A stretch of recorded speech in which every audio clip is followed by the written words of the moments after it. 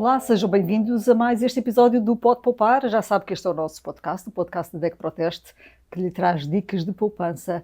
Hoje voltamos a ter aqui connosco a Magda Canas, a nossa especialista em fiscalidade, porque vamos falar de uma medida que tem estado nas bocas do mundo, que tem estado a ser alvo de muita procura até no nosso portal, muita informação que temos sobre IRS Jovem, porque é disso que vamos falar, de IRS Jovem, tem estado a ter muita procura. É natural que os jovens queiram perceber melhor esta medida que lhes traz alguns benefícios, e é por isso que temos hoje aqui a Magda, que nos vai alimentar esta conversa. Magda, temos aqui muito que conversar sobre este tema que tem dado tanto que falar. Explica-me já, para começarmos esta conversa, estamos a falar de um benefício para os jovens, um benefício que tem a ver com um desconto no imposto sobre o seu salário. É isso mesmo, Ana. O IRS Jovem é um desconto no imposto devido pelo trabalho dependente ou pelo trabalho independente, porque tanto abrange trabalhadores da categoria A como da categoria B. E, além do mais, trata-se de uma verdadeira isenção integral no primeiro ano, sendo que vai decrescendo à medida que os anos passam até ao 10º ano. Estamos aqui a falar de percentagens que, depois dos 100% de isenção no primeiro ano, passam para 75% entre o segundo e o quarto anos, passam então para 50% do quinto ano ao sétimo e, por sua vez, decrescem para os 25% do oitavo ao 10º ano. Portanto, nos últimos anos ainda há 25% de desconto. Portanto, começa com 100, passa para 75, 50 e depois 25%. No fundo, à medida que o jovem vai ficando mais ambientado com o seu trabalho, com a vida de adulto, no fundo, habituado a pagar impostos, vai ser habituado a pagar impostos, acaba por também esse benefício ir sendo paulatinamente reduzido. E reduzido até aos 35 anos. Ou seja, são estes 10 anos, tendo como teto máximo os 35 anos. E isto porquê? Porque os 10 anos podem ser seguidos ou interpolados. Ou seja, um jovem que tenha um período de desemprego, um ou mais períodos de desemprego durante esses 10 anos, não fica por isso prejudicado no que diz respeito ao imposto, ao IRS jovem. Magda, vamos já falar desse ponto que tem estado a ser muito conversado, que tem a ver com a idade dos jovens, porque este benefício não é para todos os jovens até aos 35 anos, é para os primeiros 10 anos de trabalho. Calha eles antes ou junto aos 35. Exatamente, é antes ou seja, eles saem da faculdade, por hipótese, mas não tem necessariamente que ser faculdade, como mais adiante veremos, mas no fundo o jovem entra no mercado de trabalho, pode acionar a partir do momento em que deixa de pertencer ao agregado familiar dos pais e que começa a obter os seus próprios rendimentos e a preencher e a declarar o seu próprio IRS, poderá então aderir ao IRS jovem a partir desse momento. Nem todos os jovens têm desde logo interesse em aderir ao IRS jovem. Porquê? Porque também há jovens excluídos exatamente pela quantidade de rendimentos que oferem. No que diz respeito, por exemplo, aos jovens que oferem um salário mínimo nacional, portanto, os 870 euros em 2025, terão, à partida, menos interesse ou nenhum interesse no IRS jovem. Não beneficiam sequer, não é? Porque não beneficiam, ou seja, como não pagam imposto, também não há retenção na fonte, não há desconto. Estamos aqui a falar de um desconto propriamente dito e não de um apoio. E isto faz toda a diferença. Mas estávamos a falar da idade, porque imagina, e vamos pôr a coisa de uma certa forma, começando aos 20 anos, começa aos 20 anos no mercado de trabalho. Se trabalhar todos os anos, aos 30, está esgotado este benefício. Sim, porque no fundo estamos aqui a falar de dois tetos máximos e que têm que ser coordenado com o outro. Os 10 anos e os 35 anos. Ou seja, os 10 anos são o tempo máximo durante o qual o jovem pode beneficiar do IRS jovem. E o período temporal da sua vida durante o qual ele pode usar esses 10 anos é que não pode exceder os 35 anos inclusive. Lá está, se começar aos 20 e aos 25 tiver um interregno de 1 ou 2 anos, depois em vez de acabar aos 30, acaba aos 31, 32, mas acaba esse período de 10 anos, mas como ainda está dentro do teto dos 35, ainda tem direito. E é exatamente para cautelar essas situações, porque se a lei previsse apenas que se mantivesse o IRS jovem até aos 30 anos, como anteriormente estava previsto, e que, por sua vez, aumentasse dos 5 para os 10, como aconteceu este ano, significava que os 10 anos teriam de ser seguidos, ou seja, que o jovem poderia ficar prejudicado no caso de ter períodos durante esses 10 anos em que não trabalhasse. Sabemos que a vida dos jovens é mais volátil, os vínculos com entidades patronais ou de prestação de serviços são mais ténues e, por isso, é mais do que natural que haja períodos no início da vida profissional em que aquele jovem não poderá estar a desempenhar a sua atividade profissional. E pode haver múltiplas razões para haver um interregno no meio desse percurso. Exato, parou, motivos de saúde, por exemplo. Motivos de saúde, porque foi fazer uma viagem, porque parou, porque foi para o estrangeiro, porque voltou. Antes qualquer outra coisa, também anos sabáticos, sem desemprego, infelizmente, tanto. Então, pode gastar, digamos assim, tem 10 anos para entregar IRS com desconto e depois, ao fim desses 10 anos, se ainda tiver dentro dos... usei esses 10 anos, se ainda tiver dentro dos 35. Agora, vamos imaginar que começa... Vamos ver aos 28. Aos 28 nunca poderá beneficiar de 10 anos. Da sua totalidade, não. Isto porque até aos 35 anos não lhe restam 10 anos para a frente. E por esse motivo é que existem estes dois tetos máximos, de idade e de benefício, de usufruto do benefício. Começando aos 28, 29, 30 e quando chegar a 30, aí restarão os 7 anos para que ele possa então usar este benefício. Esse benefício. Estamos a falar, então, já falámos que pode ser anos seguidos ou anos interpolados, anos que sejam com intervalos pelo meio. Interessa que sejam anos em que esse jovem entrega IRS. Não tem que ser sozinho, mas tem que ser como sujeito passivo, que é aquilo assim que as finanças chamam a quem já não é dependente. Sim. Porque cada pessoa pode entregar o IRS como dependente, quando faz parte do agregado familiar dos pais, ou como já sujeito passivo, quando já é um contribuinte com descontos.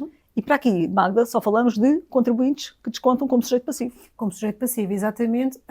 E isto não impede que estes jovens continuem a residir com os pais. Claro, certo. E porquê? Porque embora eles tenham de estar desvinculados aos olhos das finanças do agregado familiar dos pais, eles de facto podem continuar a viver com eles, a partilhar o mesmo domicílio fiscal e já serem responsáveis pela sua própria vida financeira. Isto, e agora falaríamos da crise da habitação e do quanto é necessário ficar em casa dos pais até exatamente tão tarde, isso queria dizer, que isto no fundo vem dar resposta à necessidade dos tempos atuais, não é? Que tantos jovens, às vezes com 30 anos e mais, continuam a ter de viver com os pais e não a viver com os pais porque querem. Claro, mas aí não perdem então o benefício do IRS jovem, mesmo com o mesmo domicílio fiscal, interessa que entreguem o IRS sozinhos e já não como dependentes.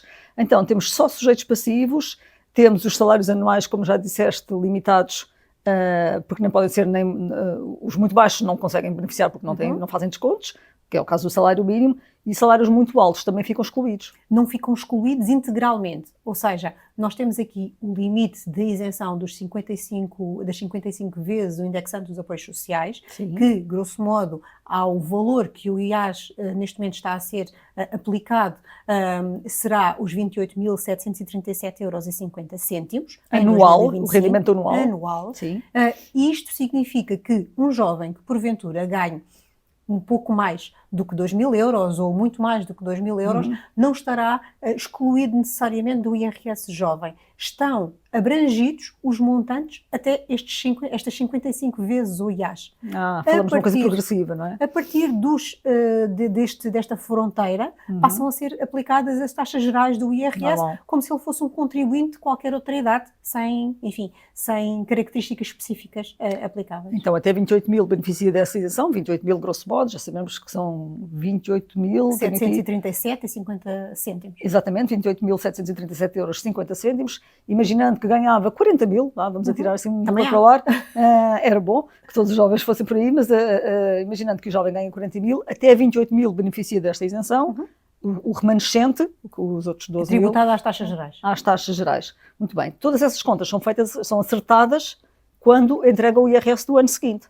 Sim, são acertadas quando entrega o IRS do ano seguinte, mas neste momento é possível que o jovem manifeste a intenção de aderir ao IRS jovem, tanto na declaração no modelo 3 de IRS do ano seguinte, e aqui, para falarmos em termos muito práticos em relação ao IRS jovem de 25, estarão a declarar esta intenção de usar este benefício entre o dia 1 de abril e o dia 30 de junho de 2026, porque, e importa aqui sublinhar sempre, que o IRS reporta sempre ao ano anterior, ao ano fiscal dos anterior. rendimentos obtidos do ano anterior. Será em 2026 que muitos destes jovens irão declarar a intenção de beneficiarem do IRS jovem. Acontece que esta não é a única forma de acionar o IRS jovem, porque a lei prevê a possibilidade de o jovem se dirigir à sua entidade patronal e manifestar também esta intenção.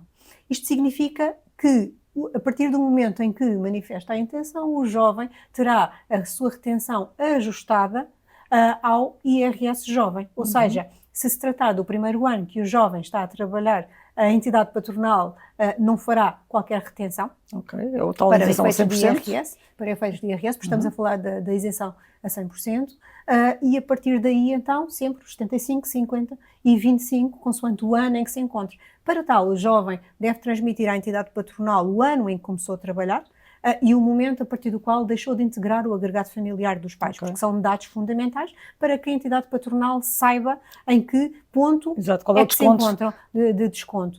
Não existe um documento próprio para este efeito. No entanto, nós da EcoProteste recomendamos que se faça por escrito, para haver o suporte escrito, a prova de que se fez esse pedido, até mesmo porque a entidade patronal não pode recusar esta forma de tributação, não pode recusar esta forma de tributação.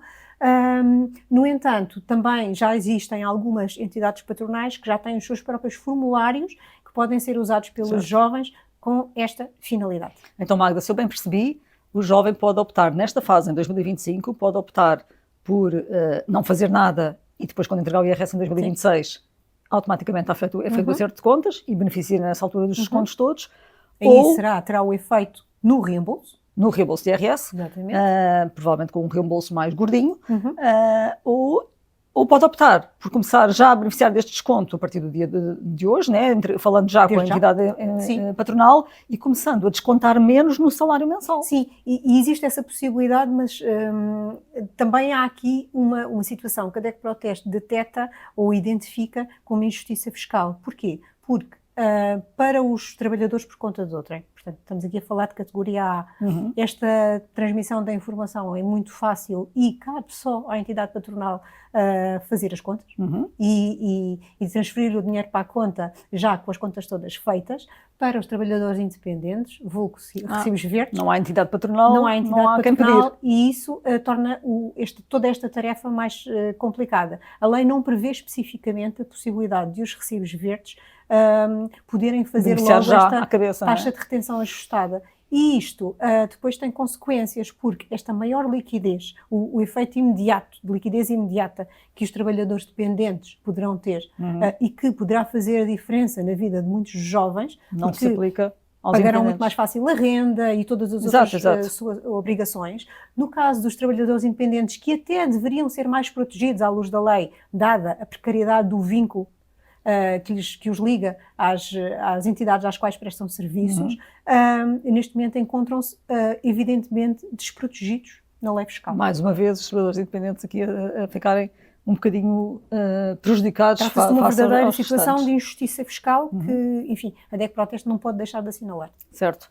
Ou seja, aos trabalhadores independentes, pelo que me estás a dizer, apenas resta esperar pelo acerto de contas no ano seguinte. Sim. É isso? Sim.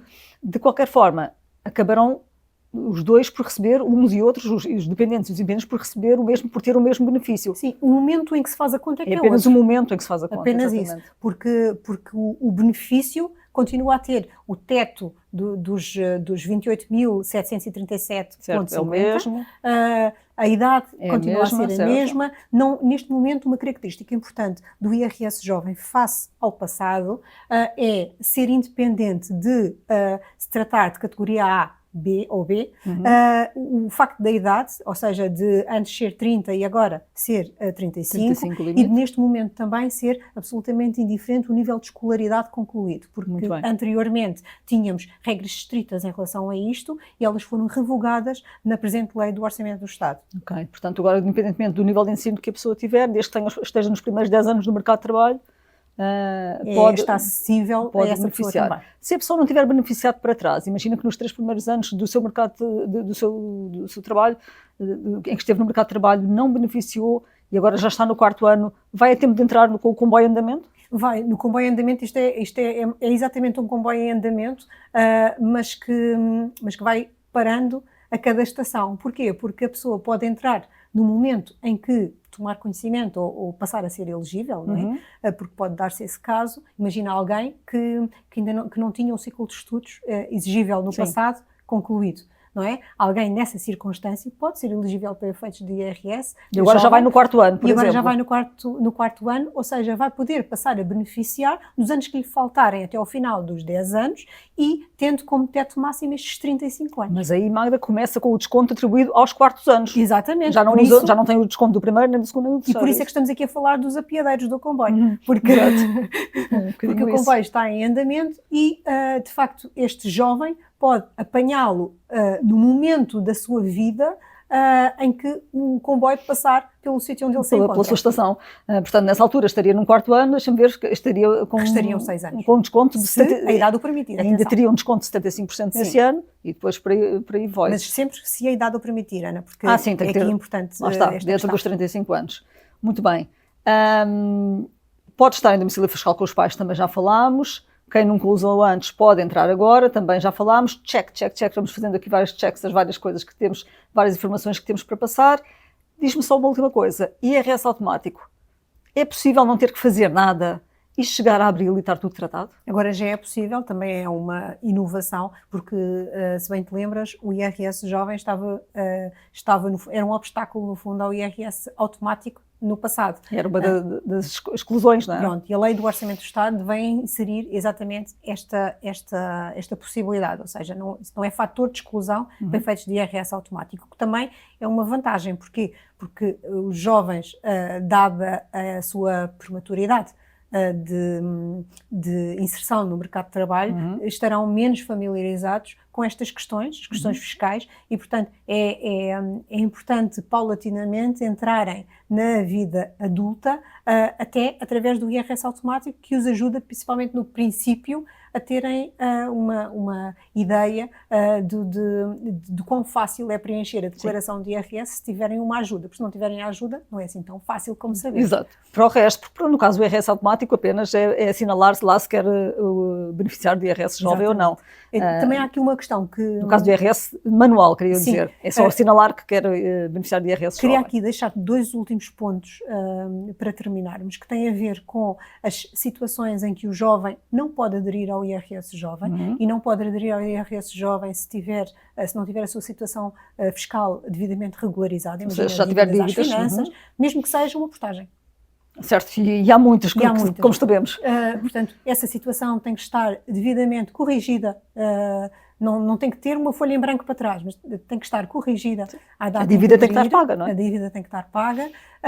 Depois também, jovens que tenham beneficiado ou beneficiem do programa Regressar, do Estatuto do Residente Não Habitual e também os beneficiários dos incentivos à inovação e investigação científica. Esses estão todos excluídos, é isso que estão a dizer? Todos excluídos. Mas não há exclusão para jovens que beneficiem de outros apoios do Estado, e nomeadamente isenções de IMT, Imposto do Selo e despesas associadas à escritura quando compram uma casa. A garantia do Estado, a garantia pública, também não é fator de exclusão para efeitos do IRS jovem. Apoios à renda também. Apoios à renda, passes sociais, passes gratuitos.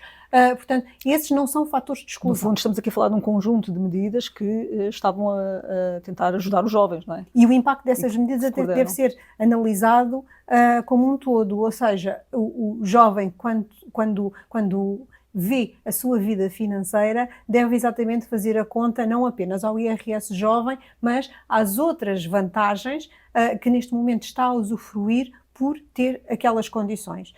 E a isto se chama literacia fiscal também. Sim, que também, e estávamos a falar há pouco de ser a idade adulta, bolas, com 30 anos, já estamos a falar de mais do que adultos, não é? Tem que muitos ir jovens aprendendo estas coisas. Com 35 anos já têm a sua casa comprada, muitas vezes têm família constituída e eventualmente até filhos. Portanto, já é mais quase a fase final da idade adulta. Sim, é mais que esperado que a literacia nessa altura já esteja um bocadinho mais evoluída, e é também para isso que estamos cá para ajudar. Assim que terminamos este episódio dedicado ao IRS Jovem. Lembramos mais uma vez que há muitos conteúdos no portal da DEC Proteste que pode consultar para poder saber um pouco mais sobre esta e outras medidas fiscais. Vamos também explicando os benefícios, as isenções, quem beneficia, quem está excluído, para também dar uma ajuda, e há, claro, o serviço de informação que está sempre disponível por telefone e por e-mail. Eu sou Ana Santos Gomes, comigo tive a Magda Canas, e este episódio teve o Cláudio Nogueira a ajudar na produção. Contamos consigo no próximo episódio. Muito obrigada e até à próxima.